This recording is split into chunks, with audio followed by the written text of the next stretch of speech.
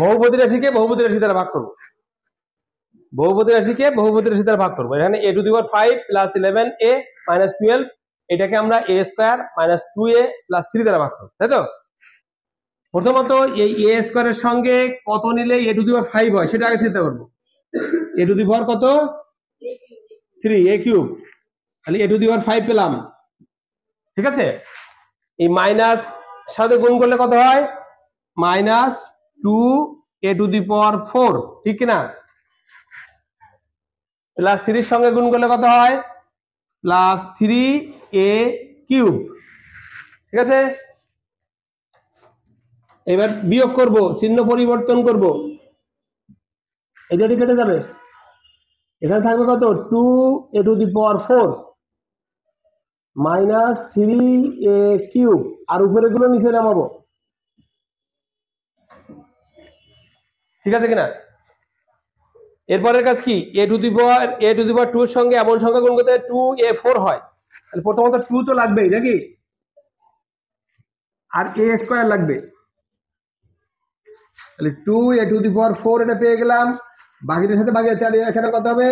Minus 4a cube, ঠিক কিনা?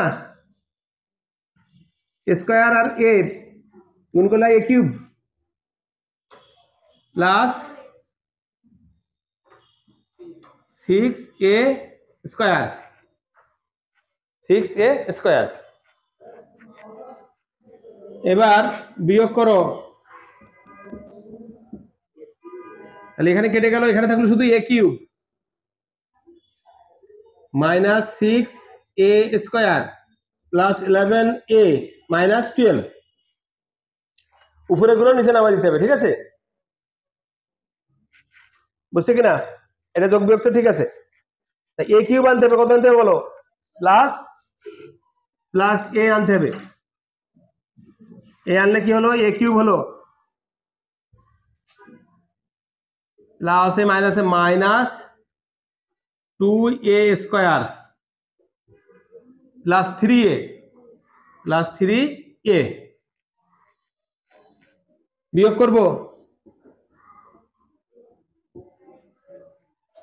এইটা কেটে যাবে, মাইনাস 6a থেকে 2a বিয়োগ করে মাইনাস বসাতে হবে, তো বড়টা ছিল মাইনাস 4a স্কয়ার,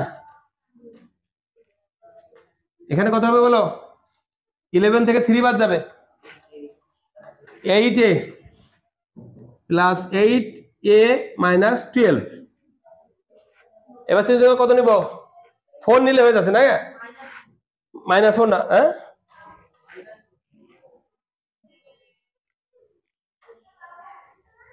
এখানে মাইনাস আসবে, ইয়েস মাইনাস আসবে, মাইনাস 4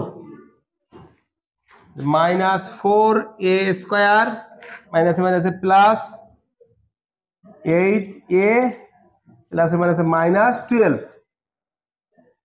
এটা প্লাস, এটা মাইনাস, এটা প্লাস 0, বুঝছে কিনা? এভাবে আমরা বহুপদী রাশিকে বহুপদী রাশি দ্বারা ভাগ করতে পারি, ঠিক আছে? ওকে, থ্যাংক ইউ।